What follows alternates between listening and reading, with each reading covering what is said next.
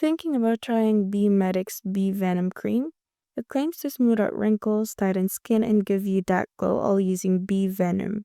Sounds fancy, but is it actually worth it or just skincare hype? Let's break it down. Quick disclaimer, this review is based on public information and personal opinion. Also, a lot of you guys are asking me how I get to do this research so fast. I actually put together a complete guide that shows you my exact process.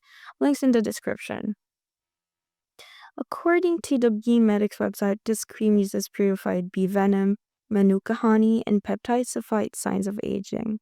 No injections, no harsh chemicals, just a natural lift. But here's the thing. There are no verified customer reviews, no dermatologist backing, and no clear proof of how the product works, which is actually a red flag.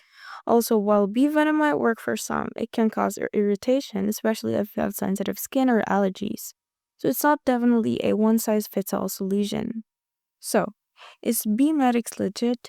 It's a real cream with trendy ingredients, but the lack of transparency and sketchy reviews make it feel more like a clever marketing than a miracle fix.